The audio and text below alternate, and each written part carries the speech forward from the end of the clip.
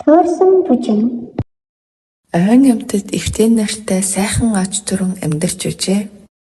Гэтэл нэгэн өдөр тэдний хаалгыг хэнийг нь тогшхон тэр "Өө за, би онгойлгочхоод ирье." Монш хаалган дээр очих үед олон хоног хүйтэн бороо норон даарсан гэрээсээ төрсөн бүжин хаалган дээр нь зогсож байхын тэрээ.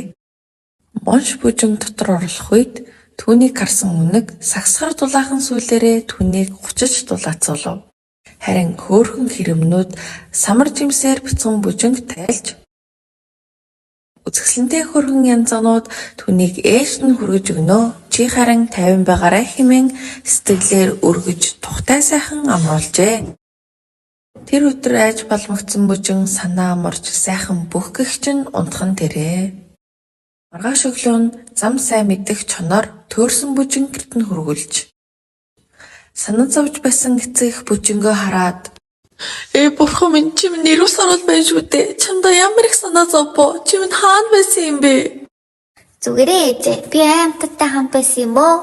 Тэд намайг маш сайн халамжилсан шүү. Тийм үү. Чондод маш их баярлалаа. Миний охин хүргэж ирсэнд. Нөхөр бит хоёр ажил гэсээр байгаа тайр дүрээ алдаа шахлаа шүү дээ.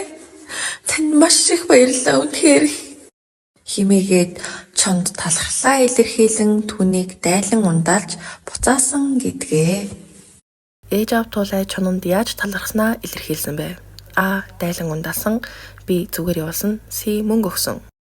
Бүжин дамтад яаж тусалсан бэ? А. Түүнийг зэмлэж загнасан. Б. Дулаацуулан самар жимсгэн нөгч сэтгэлээр дэмжсэн. С. Туслаагүй.